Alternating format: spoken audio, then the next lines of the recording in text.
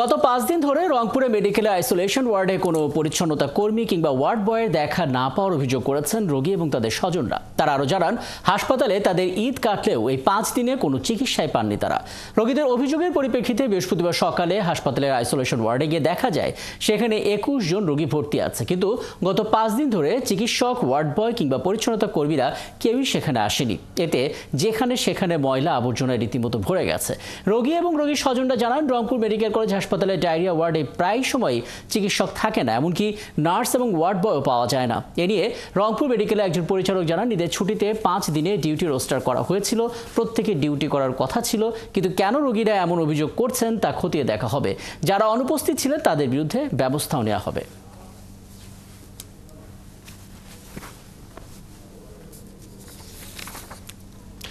বিষয়টি নিয়ে আরেকটু বিস্তারিত আমরা জানতে চাই। রংপুর থেকে যুক্ত হচ্ছেন সহকর্মী শাহ বাজিদ আহমেদ।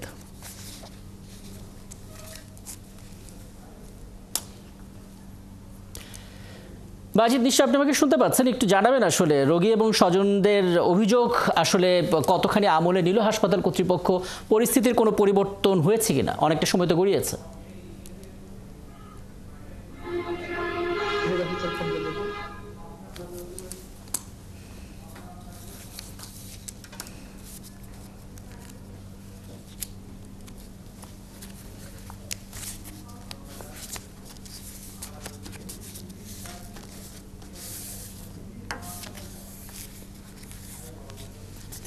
এই মুহূর্তে রংপুর মেডিকেল কলেজ হাসপাতালের আইসোলেশন ওয়ার্ডে আছি। এখানে আপনি ছবিতে দেখতে পাচ্ছেন যে এখানে চিকিৎসকদের যে রুম সেটি তালাবদ্ধ রয়েছে, পাশাপাশি নার্স এবং ওয়ার্ড বয় যেখানে থাকে সেটিও কিন্তু তালাবদ্ধ। এবং এখানকার রোগীরা অভিযোগ করছেন যে গত 5 দিন ধরে কোনো চিকিৎসক কিন্তু হাসপাতালে তাদের চিকিৎসা করতে আসেননি।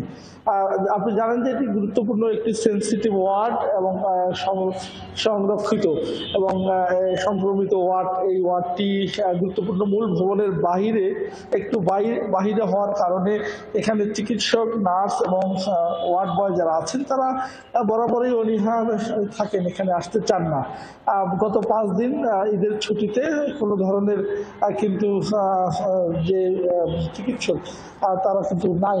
এবং আপনাকে একটু তথ্য দিয়ে রাখি যে এই রংপুর মেডিকেল কলেজ হাসপাতালের এই যে ওয়ার্ড সেখানে কিন্তু প্রতিদিন যে রোস্টার অনুযায়ী চিকিৎসক, নার্স এবং ওয়ার্ড বয় তারা পালাক্রমে সকাল এবং বিকাল, রাতের শিফটে থাকবার কথা, কিন্তু সেটি নেই।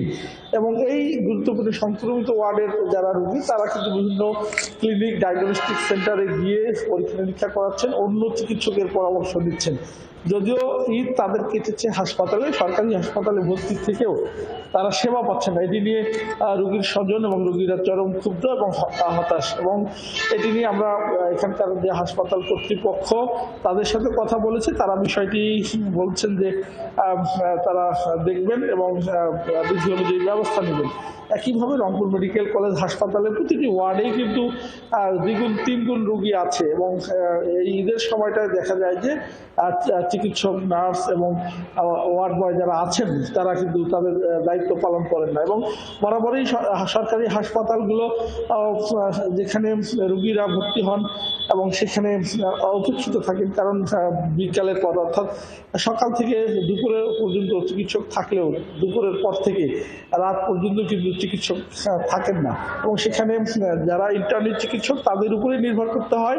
রোগীরা বলছেন যে বৈষম্য যে কাটার জন্য যে বাস্তবতা আমরা আসলে দেখতে পাচ্ছি। এবং শাহবাজিদ আহমেদ, নিশ্চয়ই আপনি নজর রাখছেন হাসপাতাল কর্তৃপক্ষ কী ধরনের ব্যবস্থা নেয় এবং ওয়ার্ড বয় বা যারা আছেন হাসপাতালের স্টাফ তারা ফিরে আসেন কিনা কাজে, সেটাও নিশ্চয়ই পরবর্তীতে আপনার কাছ থেকে জানতে পারবো। আমাদের সঙ্গে রংপুর মেডিকেল কলেজ হাসপাতাল থেকে বলছিলেন সহকর্মী শাহবাজিদ আহমেদ। জানাচ্ছিলাম শিরোনামে, জামালপুর ইসলামপুরে যমুনা নদীতে নৌকাডুবির ঘটনায় একজনের মৃতদেহ উদ্ধার করেছে ফায়ার সার্ভিস, তবে এখনও নিখোঁজ রয়েছেন 2 জন। Islampur fire service station officer Majharul Islam জানান, সকালে উপজেলার কুলুকান্দি 0 পয়েন্ট থেকে চর কুলুকান্দির উদ্দেশ্যে প্রায় 40 জন যাত্রী নিয়ে একটি নৌকা যাত্রা শুরু করে। মাঝপথে নৌকাটি ডুবে গেলে 3 জন নিখোঁজ হয়। পরে ফায়ার সার্ভিস 4 ঘন্টা চেষ্টার পর বিল্লাল মন্নন নামে একজনের মৃতদেহ উদ্ধার করে। নিখোঁজ অন্য 2 জনকে উদ্ধারে অভিযান চলছে বলেও জানান তিনি। আরও আপডেট জানতে চাই, আমাদের সঙ্গে বিষয়টি যুক্ত হচ্ছেন সহকর্মী আনসারি সুমন। আনসারি সুমন, নৌকাডুবির কি কারণটা আসলে খুঁজে পেল পুলিশ, একটু জানাবেন? ফায়ার সার্ভিসের অভিযান আসলে কি বলছে? এখন পর্যন্ত যে 2 জন নিখোঁজ রয়েছেন তাদের পাওয়া গেছে কিনা, কতটুকু আসলে কাজ চলছে? রাকিব, মূলত এটি ইসলামপুর উপজেলার কুলকান্দি পাইলিং ঘাট এবং যমুনা নদী। সকাল 8:30 থেকে 9টার মধ্যে স্থানীয় যে কৃষকরা আছেন তারা এবং যে কৃষি শ্রমিক আছেন তাদের একটি দল, 30 থেকে 40 জনের মতো একটি দল, ছোট্ট একটি খেয়া নৌকায় তারা যমুনা নদী পার হয়ে অপর পাশে যাওয়ার চেষ্টা করছিল এবং নৌকাটি যখন মূলত যমুনা নদীর মাঝামাঝি অংশে পৌঁছায় তখনই নদীর নৌকার সামনের অংশটি পানিতে ঢুকতে থাকে এবং মুহূর্তে সেই নৌকা এই 30-40 জন যাত্রী নিয়ে ডুবে যায়। এই যাত্রীদের মধ্যে অন্তত 10 জন নারী ছিল এবং একজন শিশু সহ 40 জনের মতো অবস্থান করছিল। আপনি জানেন নদী পাড়ের মানুষরা যদিও সাঁতার জানে, সেই কারণে মূলত তারা বেশিরভাগ মানুষই নদীর সাথে তীরে উঠেন এবং নদীর ঘাটের কাছাকাছি হওয়ার কারণে স্থানীয় একটি নৌকা উদ্ধারের জন্য দ্রুত এগিয়ে আসে। সেই কারণেই বেশি মানুষের মৃত্যু বা নিখোঁজের সংবাদ সেটি আমাদের হয়তো শুনতে হয়নি। তবে সেই নৌকাডুবিতে 3 জন মানুষ নিখোঁজ হন। তাদের মধ্যে একজনের মৃতদেহ ইতিমধ্যে উদ্ধার হয়েছে। ফায়ার সার্ভিস 10টার পর থেকেই মূলত তাদের উদ্ধার অভিযান শুরু করেছে। এখনো ফায়ার সার্ভিস তাদের উদ্ধার অভিযান চালাচ্ছে, কিন্তু এখনো সেলিম শেখ এবং খবির শেখ নামে 2 কৃষি শ্রমিকের সন্ধান কিন্তু পাওয়া যায়নি। তাদের পরিবার এবং স্থানীয়দের যেটি দাবি যে নৌকা ছোট থাকার কারণেই মূলত বেশি মানুষ ওঠার কারণে নৌকা ডুবির ঘটনা ঘটেছে এবং সেই কারণেই তাদের একটি দাবি যে এই নৌকা যে ছোট নৌকা দিয়ে যে ঘাটে পারাপার হচ্ছে সেটির বিচারও কিন্তু দাবি করেছে। আমরা সরাসরি যদি সেই নৌকা থেকে জীবন্ত ফিরে আসে সেই সময় কি ঘটেছিল? সকালবেলা 8:30টার দিকে আমি নৌকায় উঠি, আমরা 4 জন এবং আরো অনেক শ্রমিকেরাই উঠেন ওই পারে যাওয়ার কিছু আবার তোলার জন্য। সুমন, আমরা আসলে প্রত্যক্ষদর্শীদের বক্তব্য শুনছিলাম এবং নিশ্চয়ই তাদের বক্তব্যের আরো সবকিছুই থাকবে আপনার পরবর্তী প্রতিবেদনে এবং তখন নিশ্চয়ই আমরা জানতে পারবো। আমাদের সঙ্গে যুক্ত হয়েছেন সহকর্মী আনসারি সুমন। গাজীপুরের শ্রীপুরে বহুয়া কমিউটার ট্রেনের পাওয়ার কারে অগ্নিকাণ্ড ঘটেছে। এতে ঢাকা ময়মনসিংহ রুটে সব ট্রেন চলাচল আপাতত বন্ধ রয়েছে। বৃহস্পতিবার সকাল 10:30টার দিকে উপজেলার সাতমাখাইর স্টেশন এলাকায় এই আগুনের ঘটনা ঘটে বলে গাজীপুর ফায়ার সার্ভিসের উপসহকারী পরিচালক মোহাম্মদ মামুন জানিয়েছেন। এই ঘটনায় তাৎক্ষণিকভাবে হতাহতের কোনো খবর পাওয়া যায়নি। ঢাকা থেকে ছেড়ে আসা ময়মনসিংহগামী বহুয়া কমিউটার ট্রেনটি শ্রীপুর উপজেলার সাতমাখাইর এলাকায় পৌঁছালে ট্রেনের পাওয়ার কারে আগুন লাগে। খবর পেয়ে ফায়ার সার্ভিসের 2টি ইউনিট ঘটনাস্থলে গিয়ে আধা ঘন্টা চেষ্টায় আগুন নিয়ন্ত্রণে আনে এবং পৌনে 1 ঘন্টা চেষ্টায় সেটা পুরোপুরি নেভানো হয়। এর 3 ঘন্টা পর শেষ অবধি রেল চলাচল স্বাভাবিক হয়।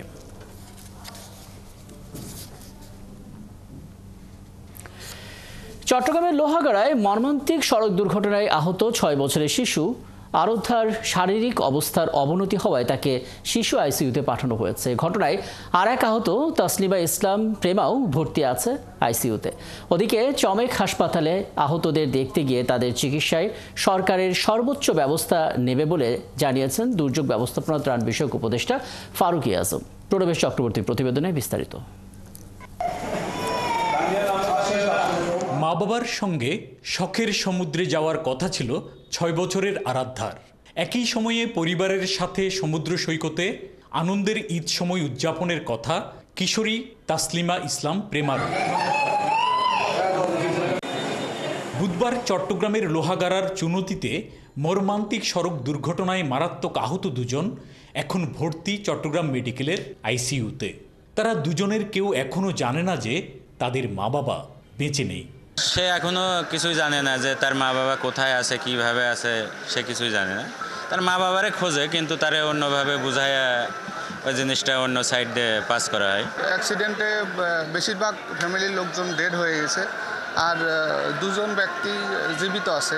আমরা চাচ্ছিলাম যে এদের আরও যাতে উন্নত চিকিৎসা হয়, যেহেতু ফ্যামিলিতে বেশিরভাগ লোক মারা গেছে। চিকিৎসকরা জানান শারীরিক অবস্থার অবনতি হওয়ায় আরাধ্যাকে শিশু আইসিইউতে পাঠানো হয়। এখনও 24 ঘন্টা না গেলে তার অবস্থা বলা যাবে না।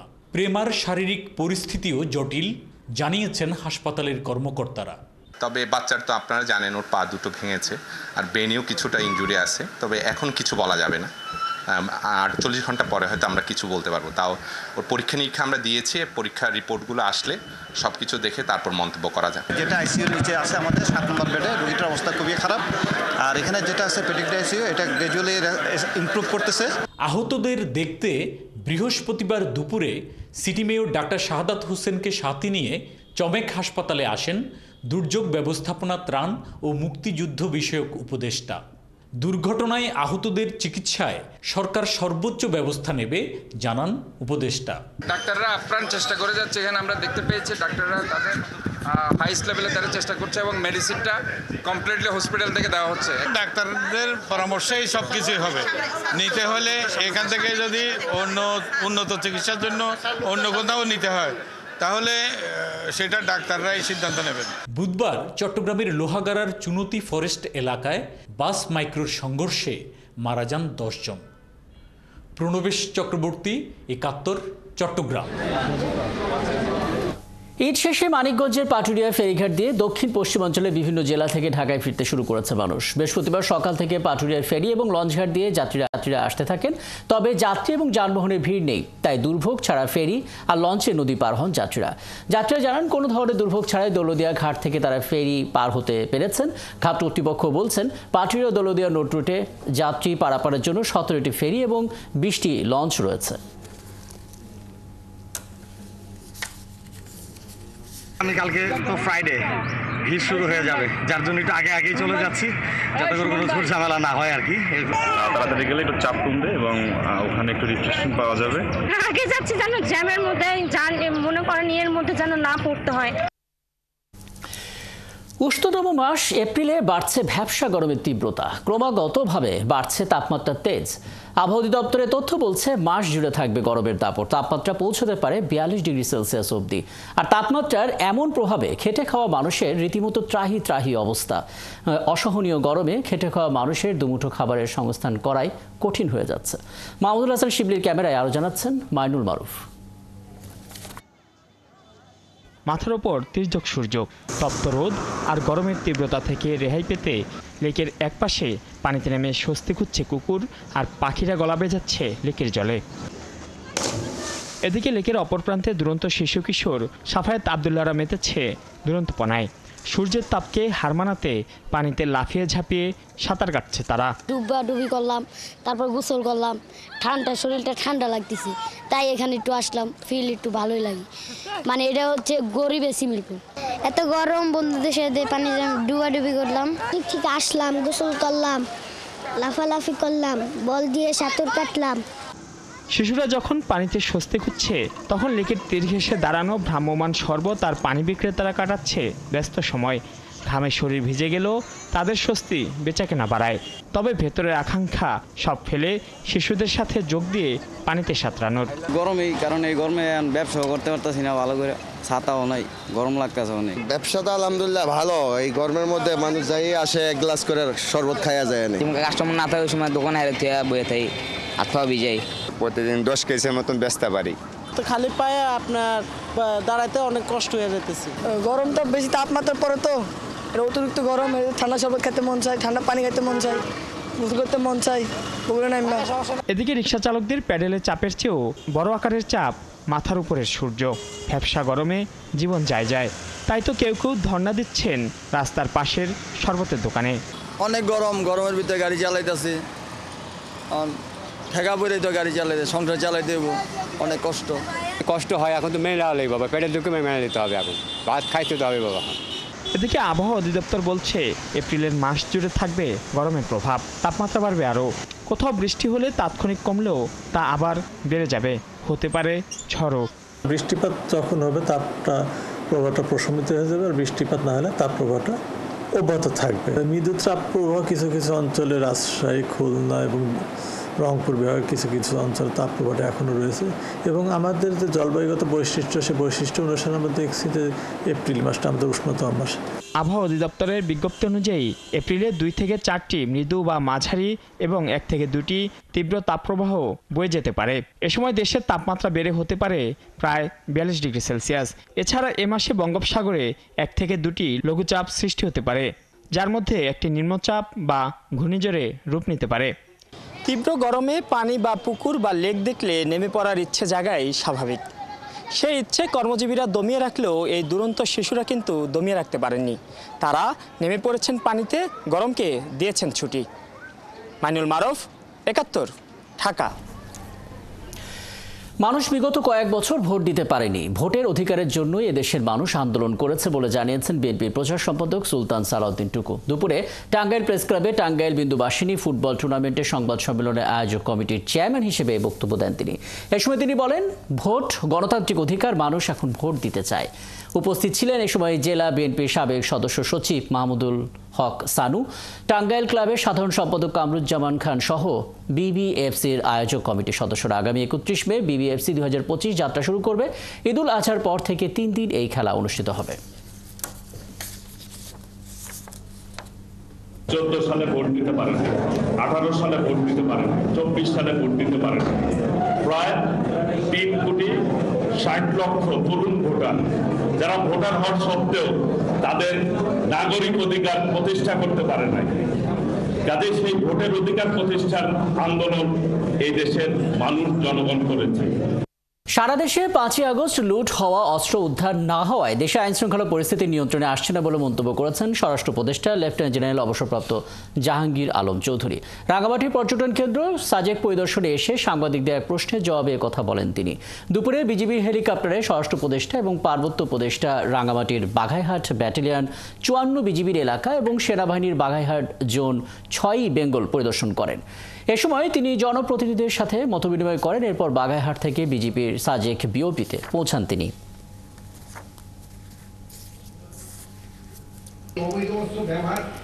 পাহাড় এবং প্লেন কোথাও কিন্তু এটা অ্যালাউড না। কারণ আপনারা জানেন ৫ই অগাস্টের সময় আমাদের অনেক প্লেনে থেকে অনেক খানা লুট হয়ে গেছে। সব হাতিয়ারগুলি আমাদের কিন্তু এখন উদ্ধার হয়নি। এই হাতিয়ারগুলি যদি উদ্ধার হয়ে গেলে সমস্যাটা অনেকটা সমাধান হয়ে যাবে। এ পর্যায়ে ঈদ বিনোদনের খবর নেব। পর্যটন কেন্দ্র কুয়াকাটা সমুদ্র সৈকতে ভিড় করছেন পর্যটকরা। সেখানকার খবর জানাতে যোগ দিচ্ছেন সংবাদদাতা মিলন কর্মকার রাজু। মিলন, ঈদের ছুটি ধীরে ধীরে ফুরিয়ে আসছে এবং শেষ মুহূর্তে নিশ্চয়ই বিনোদন কেন্দ্রগুলোতে মানুষ ভিড় করছে। সৈকতের ভিড়টা কেমন দেখছেন একটু বলবেন? পর্যটকরা কি বলছেন, নিরাপত্তা ব্যবস্থা বা কেমন, আয়োজকরা বা কি বলছেন একটু জানাবেন আমাদেরকে রাজু।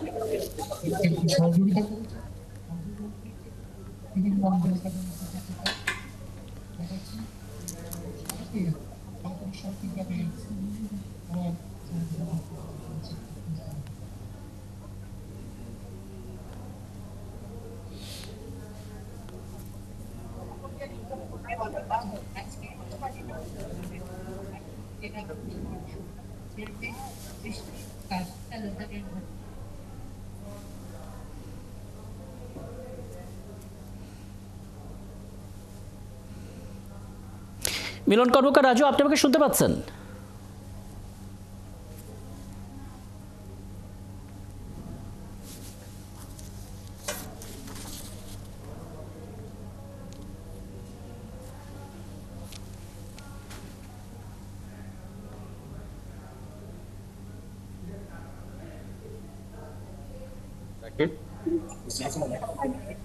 ঈদের চতুর্থ দিন আজ, সেই হিসেবে আজ কিন্তু পর্যটকদের 3 দিনের চেয়ে শেষ দিকে আমরা সেই দৃশ্যটি দেখতে পাচ্ছি।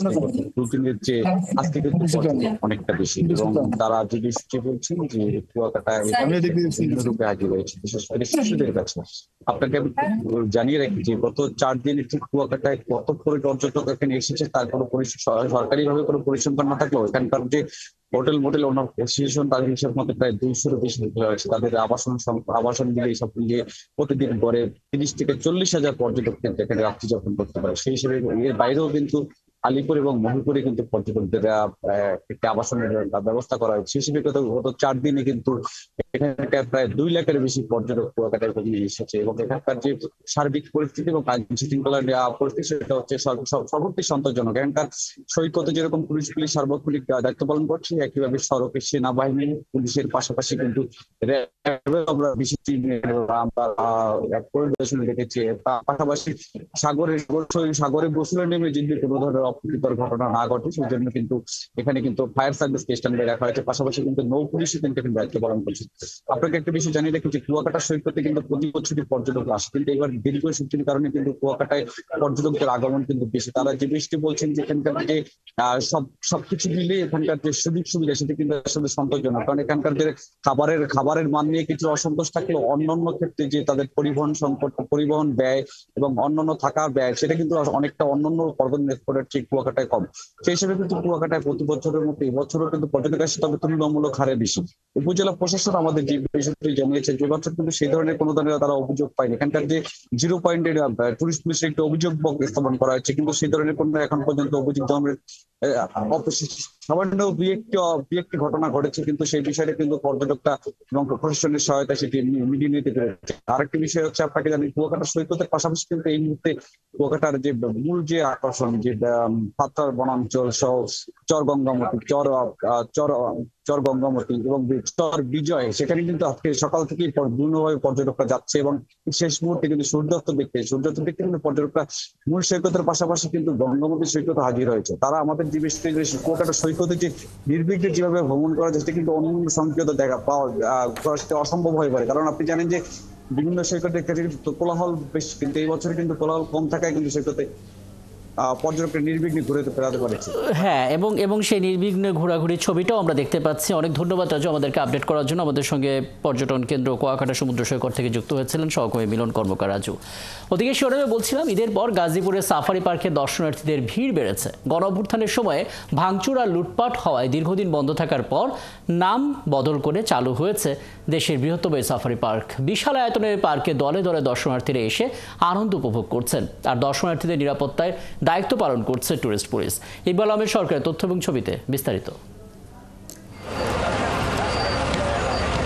সাফারি পার্কের পর্যটন ও সাফারি জোনে এখন নানা বয়সী মানুষের ভিড়। মুক্ত পরিবেশে নানা পশু পাখি দেখে আনন্দিত তারা।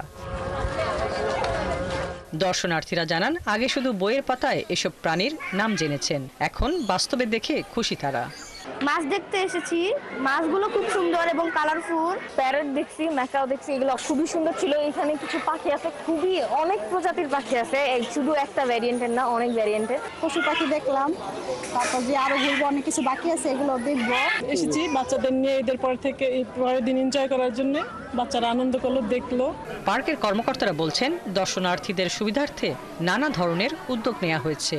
পরিষ্কার পরিচ্ছন্নতা এবং বিশেষ করে আমরা দর্শনার্থীদের জন্য নিরাপত্তার জন্য আমাদের প্রত্যেকটা বেষ্টনীতে এবং প্রত্যেকটা এরিয়াতে আমরা আমাদের জনবল নিয়োগ দেওয়া হয়েছে।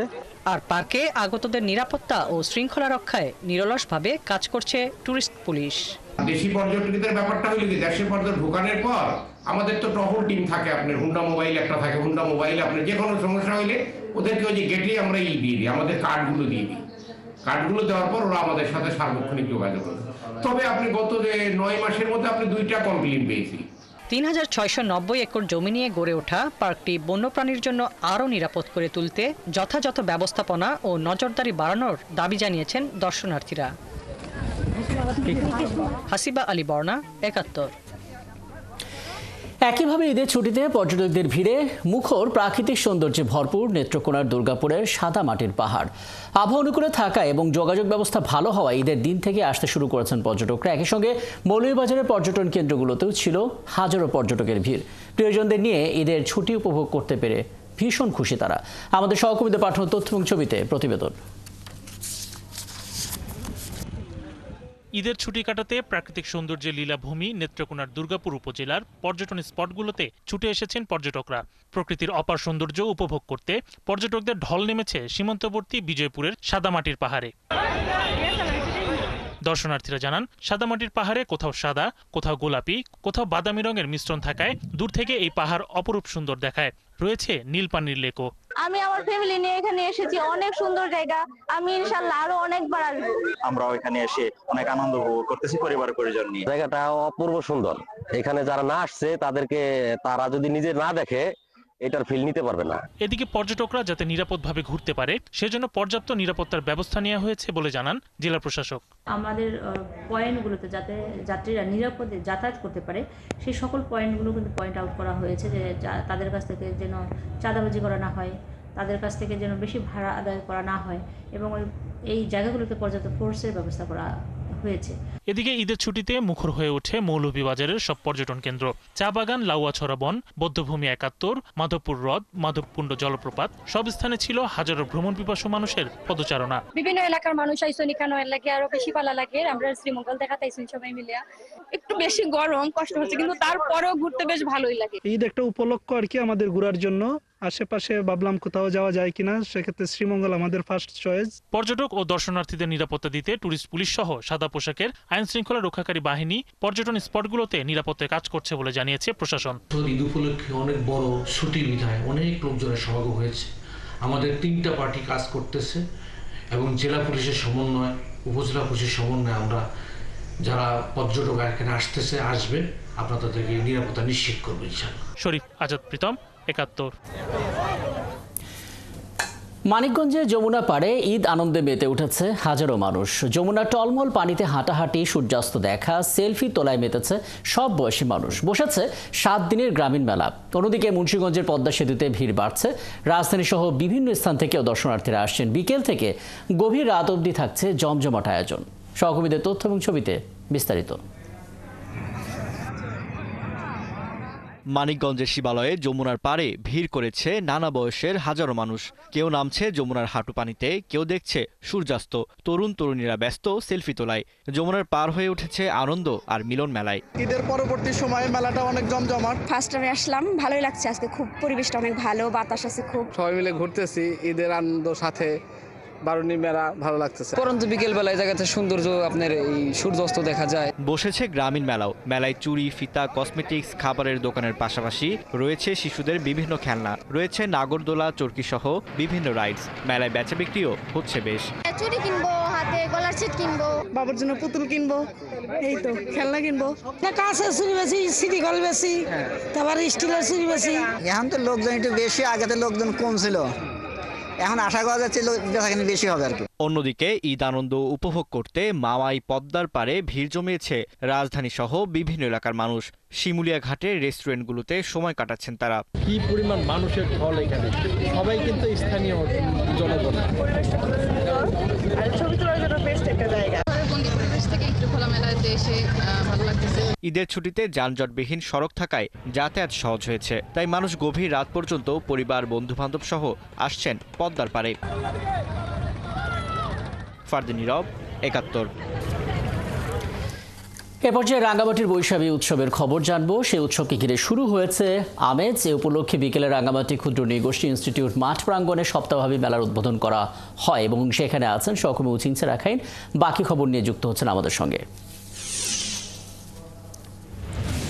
উচিনসা, একবার একটু জেনে নেব আসলে মেলায় কি কি আয়োজন থাকছে। যেহেতু বৈশাখী আয়োজন বিশাল একটা ঐতিহ্য আছে, সেই হিসেবে ভিড় কেমন দেখছেন, দর্শনার্থীরা কি বলছেন, আয়োজকরাই বা কি বলছেন? উচিনসা। রাকিব, আপনি জানেন যে পার্বত্য চট্টগ্রামের যে বৈশাখী বিজু সাংগে বিভূকে নিয়ে আজ থেকে কিন্তু 8 দিনব্যাপী কিন্তু ক্ষুদ্র নৃগোষ্ঠী প্রাঙ্গণ কিন্তু মেলা শুরু হয়েছে। আজকে প্রথম দিনে জেলা পরিষদ এবং হচ্ছে ক্ষুদ্র নৃগোষ্ঠী এবং সংস্কৃতি মন্ত্রণালয় থেকে কিন্তু আজকের এই মেলাটা আয়োজন করা হয়। এই প্রথম দিনে কিন্তু দেখতে পাচ্ছি আমরা হচ্ছে এই রাঙ্গামাটি ক্ষুদ্র নৃগোষ্ঠী স্থানে মূলত প্রায় 200 অধিক কিন্তু স্থল রয়েছে। সেখানে কিন্তু মূলত এখানে আদিবাসীদের যে সমস্ত কাপড় রয়েছে এবং হচ্ছে বিভিন্ন তাদের দৈনন্দিন যে কাপড় রয়েছে এবং দৈনন্দিন যে সমস্ত ব্যবহার করে সেই কারণে কিন্তু প্রাধান্য পেয়েছে। মূলত এখানে আপনি এখানে দেখছেন যে আজকে সারাদিন ব্যাপী যে এটা হবে এখানে সাংস্কৃতিক অনুষ্ঠান এবং এখানকার বিশেষ করে চাকমা, মারমা, পুরাতন সেঙ্গা প্রত্যেকের সম্প্রদায়ের নিয়ে প্রতিদিন কিন্তু সাংস্কৃতিক অনুষ্ঠান থাকছে। পাশাপাশি হচ্ছে আগামীকাল থাকছে হচ্ছে খেলাধুলা এবং আরেকটি আপনাকে জানিয়ে রাখি এখানে পার্বত্য চট্টগ্রামের বড় একটি সংগঠন যেটা হচ্ছে নাট্য সংগঠন জুম স্ট্রিট কাউন্সিল, যার উদ্যোগে কিন্তু 3 দিনব্যাপী নাট্য উৎসব 2025 নাট্য উৎসব শুরু হয়েছে। সেটা হচ্ছে শিল্পকলা একাডেমিতে এবং জুম স্ট্রিট কাউন্সিল এবং বাংলাদেশ শিল্পকলা একাডেমি আয়োজিত কিন্তু এই নাট্য উৎসব রাঙামাটি শিল্পকলা একাডেমিতে 5:30টায় ওখানে উদ্বোধন হওয়ার কথা রয়েছে শিল্পকলাতে। আজকে যদি জানি রাখি রাকিব, আজকে আমরা দেখেছি এখানকার কিছুক্ষণ আগে যে জেলা পরিষদ এবং হচ্ছে এখানকার মূলত ব্রিগেড, এখানকার যে ব্রিগেড কমান্ডার সহ এখানকার বিভিন্ন রাজনীতির অন্যান্য কর্মীরা এখানে বিভিন্ন মানুষ এসে কিন্তু সমবেত হয়েছে। প্রায় এখানে বলতে গেলে সন্ধ্যা বাড়ার সাথে সাথে কিন্তু এখানে মূলত এখানে মানুষের সমাগমটা একটু বেড়ে যাচ্ছে। একটু পরে শুনবে পার্বত্য চট্টগ্রাম, বিশেষ করে আজকে কিন্তু মারমা এবং চাকমা এবং তঞ্চিকা অহমিয়ার সাংস্কৃতিক অনুষ্ঠান এবং সেই সাংস্কৃতিক অনুষ্ঠানের আরো আপডেট পরবর্তীতে আপনার কাছ থেকে আমরা জেনে নেব। যুক্ত হয়েছিলেন সহকর্মী উচিংসা রাখাইন, বলছিলেন রাঙামাটি থেকে বৈশাখী উৎসবের আয়োজনের খবরাখবর। ওদিকে ঈদের কুয়াকাটায় ভ্রমণে আসা লাখো পর্যটকের মতো শিশুরাও কুয়াকাটার প্রাণ প্রকৃতি দেখে আনন্দ উপভোগ করছে সমান তালে। সৈকত যেন ভিন্ন রূপে হাজির হয়েছে তাদের কাছে। সৈকতে তারা ঘুরে বেড়াচ্ছে, খেলছে, আর তাদের নিরাপত্তায় সমুদ্রে কাজ করছে নৌ পুলিশ, ট্যুরিস্ট পুলিশ এবং ফায়ার সার্ভিসের কর্মীরা। মিলন কর্মকার রাজ্য তথ্য এবং ছবিতে প্রতিবেদন। কুয়াকাটা সৈকত এখন শিশুদের রাজ্য। এই রাজ্যে তারাই রাজা। ঢেউয়ের সাথে খেলা করা, সাঁতার কাটা, ফুটবল খেলা থেকে সমুদ্রের জলে ভেসে প্রকৃতি দর্শন সবকিছুই করছে ছোট ছোট শিশুরা। শিশুরা জানায় এখানে এসে অনেক খুশি। তারা অনেক কিছু দেখেছে যা তারা কখনোই দেখতে পায়নি। আমরা কুয়াকাটা এসেছি এবং কুয়াকাটার সামনে অনেক ভালো লাগছে। গোসল করছি, আবার খাইছি, অনেক ছবি তুলছি, তারপর ফ্যামিলি সহ ঘুরতে আসছি, অনেক মজা করছি। আমি এখানে ঝিনুক দেখেছি, অনেক রাইডে উঠেছি, অনেক কিছু এখানে দেখেছি। অভিভাবকরা বলেন শিশুরা সব সময় পড়ালেখার চাপে থাকে, সেই চাপ কমাতে এখানে নিয়ে আসা। তাদের জীবনে ফার্স্ট জায়গায় আসছে, তারাও যে উঠাইতে পারে না। এখানে বাচ্চারাও অনেক সুন্দর বিনোদন করছে, খেলাধুলা করছে। তারা হাসি, আনন্দ, খুশি এবং সবটাই তারা পাইতেছে। শিক্ষক ও সচেতন মানুষ জানান পাঠ্য বইয়ের পাশাপাশি বাংলাদেশ ঘুরে দেখলে বাংলাদেশের ইতিহাস ঐতিহ্যের সাথে যেমন তারা পরিচিত হতে পারবে, তেমনি তাদের মেধার বিকাশ হবে। এখন স্কুল বন্ধ আছে, বাসায় থাকলে হয়তো টিভি দেখতো বা অল্প পড়াশোনা করতো, কিন্তু এভাবে নেচারটাকে সে উপভোগ করতে পারতো না। সমুদ্রের বিশালতা দেখে একটা শিশুর মনটা অনেক বড় হতে পারে। এদিকে যে কোনো দুর্ঘটনা রোধে সৈকতের সর্বত্র প্রশাসনের কড়া নিরাপত্তা ব্যবস্থা গ্রহণ করা হয়েছে। আমরা এখানে মাইকে গার্জিয়ানদেরকে বলে দিচ্ছি, যারা শিশু বাচ্চাদেরকে নিয়ে আসছেন এখন জোয়ারের সময় বাচ্চারা যেন বেশি পানিতে না নামতে পারে। কুয়াকাটার 0 পয়েন্ট থেকে পূর্ব ও পশ্চিমের সৈকতে প্রাণ প্রকৃতি যেন ছবির মতো সাজানো গোছানো। তাই পর্যটকরা এলেই ছুটে যাচ্ছে এখানকার মনোমুগ্ধকর স্পটগুলো দেখতে, আর তাদের সাথেই শিশুরা নিজেদের ভাসিয়ে দিচ্ছে প্রকৃতির মাঝে। শামিন স্বপ্না, ৭১। দর্শক, আবারও চলুন বৈশাখী উৎসবের খবরটা জেনে নিই এবং এই পর্যায়ে আমরা খাগড়াছড়িতে যেতে চাই। সেখানে আছেন সহকর্মী রূপায়ণ তালুকদার, যুক্ত হচ্ছেন আমাদের সঙ্গে। রূপায়ণ, এর আগে আমরা রাঙামাটির খবর নিয়েছি, এখন খাগড়াছড়ির আপডেটটা নিতে চাই। বৈশাখী মেলা সেখানে কেমন চলছে, আয়োজকরা এবং উপস্থিত দর্শকরা যারা আছেন তারাই বা কি বলছেন? হ্যাঁ রাকিব, আপনি যেমনটি বলছিলেন, এই পাহাড়ি প্রাণীর উৎসব বৈশাখী আগামী 12 এপ্রিল থেকে পাহাড়ি বৈশাখী উৎসব শুরু হচ্ছে। তবে এই বৈশাখীকে আগামী 12 এপ্রিল থেকে শুরু হলেও মূলত এই বৈশাখীকে ঘিরে খাগড়াছড়ি বিভিন্ন অঞ্চলের বিজু মেলা এবং খেলাধুলার আয়োজন করা হয়েছে। আমি এই মুহূর্তে দাঁড়িয়ে আছি খাগড়াছড়ি একদম প্রাণ কেন্দ্র নিউজিল্যান্ড এলাকায়। এখানে বৈশাখী মেলা শুরু হয়েছিল গত 28 এপ্রিল। মেলা চলবে 11 এপ্রিল পর্যন্ত। তো রাকিব, আমি একটু এই মেলাতে পাহাড়ি আদিবাসীদের বিভিন্ন এই ধরনের পাওয়া যাচ্ছে, মানে নারী পুরুষের যে করণীয় ফিনন হাদি সহ সবকিছু পাওয়া যায়। আর এখানে রাকিব, এই মেলাতে শুধু কাপড় চোপড় বা ঘরের সরঞ্জাম না, এখানে বিভিন্ন খাবারের দোকানও রয়েছে। আমি এই মুহূর্তে দাঁড়িয়ে আছি, আমি একটু আপনাকে দেখাতে চাই। এই মেলাতে কিন্তু 100-150 স্টল দেওয়া আছে। স্টলগুলোতে সন্ধ্যার পর থেকে প্রচুর মানুষ এখানে সমাগম হয় এবং এখানে সন্ধ্যার পরে এখানে বিভিন্ন সাংস্কৃতিক অনুষ্ঠানের আয়োজন করা হয়। রাকিব, এই মূলত হচ্ছে এই প্রচুর মানুষের সমাগমের মধ্য দিয়ে এখানে শুধু কেনাকাটা না, মানুষ এখানে আনন্দ বা বিনোদনের জন্য এখানে আছেন। আর এই মেলা চলবে মূলত 11 তারিখ পর্যন্ত। রাকিব, এবং মেলার আরও আপডেট পরবর্তীতে ধাপে ধাপে আপনার কাছ থেকে আমরা জেনে নিতে পারবো আশা করি। আমাদের সঙ্গে রূপায়ণ তালুকদার যুক্ত হয়েছিলেন খাগড়াছড়ি থেকে, বলছিলেন সেখানকার পাহাড়িদের যে প্রাণের উৎসব বৈশাখী মেলার আয়োজনের খবরাখবর। নওগাঁয় টানা অনাবৃষ্টি এবং তীব্র খরায় আমের গুটি ঝরে গেছে। আম চাষিরা কীটনাশক এবং সেচ দিয়ে গুটি রক্ষা করতে পারছেন না। গত বছরের তুলনায় চলতি মৌসুমে অর্ধেকও আম উৎপাদন না হওয়ার শঙ্কায় পড়ছেন তারা। অন্যদিকে চলতি মৌসুমে নওগাঁ থেকে 500 মেট্রিক টন আম বিদেশে রপ্তানির আশা করছে কৃষি বিভাগ। তন্ময় ভৌমিকের তথ্য এবং ছবিতে প্রতিবেদন। নওগাঁয় সাপাহার, নিয়ামতপুর, পোরশা, পত্নীতলায় গড়ে উঠেছে শত শত আম বাগান। এসব এলাকার আম চাষিরা বলছেন, টানা অনাবৃষ্টি ও তীব্র খরাতে বাড়িফোর জাতের আম ছাড়া অন্য সব জাতের আমের গুটি শুকিয়ে ঝরে পড়ছে।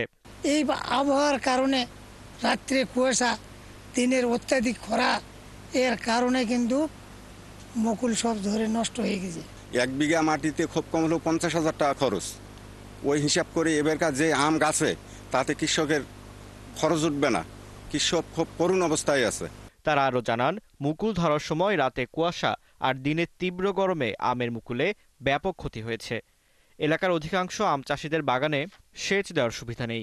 কৃষি বিভাগের পরামর্শ না পাওয়ার অভিযোগও রয়েছে।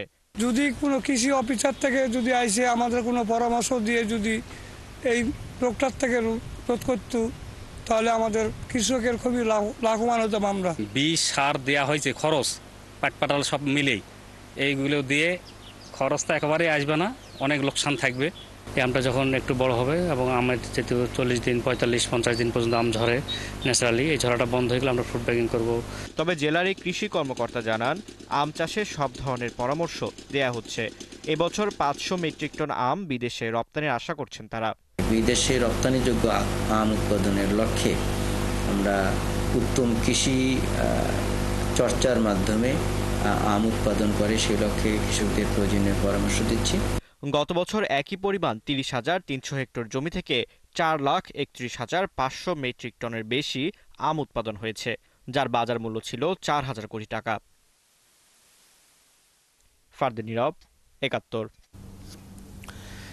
কর্মক্ষেত্রে নারীরাও এগিয়ে যাচ্ছে পুরুষের সাথে সমান তালে। তার বাস্তব উদাহরণ কুষ্টিয়ার রেল গেটম্যান লতা খাতুন। সংসারের পাশাপাশি গেল 5 বছর ধরে শক্ত হাতেই সামলাচ্ছেন রেল গেটের দায়িত্ব। কুষ্টিয়া রেল স্টেশন মাস্টার জানান, পুরুষ সহকর্মীদের সাথে পাল্লা দিয়েই কাজ করছেন তিনি। শাহিন আলীর তথ্য এবং ছবিতে বিস্তারিত। হাতে সবুজ পতাকা আর বাটন ফোন নিয়ে রেলের গেটে কাজ করছেন লতা খাতুন। সব প্রতিকূলতা উপেক্ষা করে দায়িত্ব নিয়ে সামলাচ্ছেন রেলের আসা যাওয়া। হাজারো যাত্রীর নিরাপত্তা যেমন দিচ্ছেন, তেমনি স্বামী সন্তান ও সংসারের দায়িত্ব পালন করছেন লতা। দুইটাই মেনটেন করে চলে লাগতেছে, 2 হাতে 2টা, এভাবেই চলে যাচ্ছে আছি একরকম।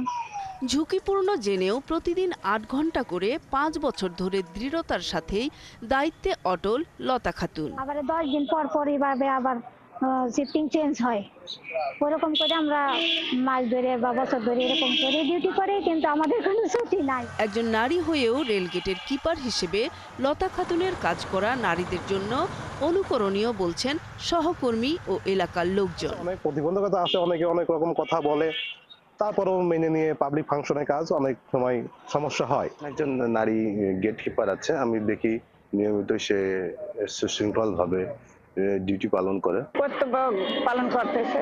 ওনার চাকরিটা হয়ে গেছে, সরকারি চাকরি, তাই করে। এদিকে রেল স্টেশন মাস্টার বলছেন, লতার দীর্ঘদিনের দায়িত্ব পালনে নেই কোনো অবহেলা বা দুর্বলতার ছাপ।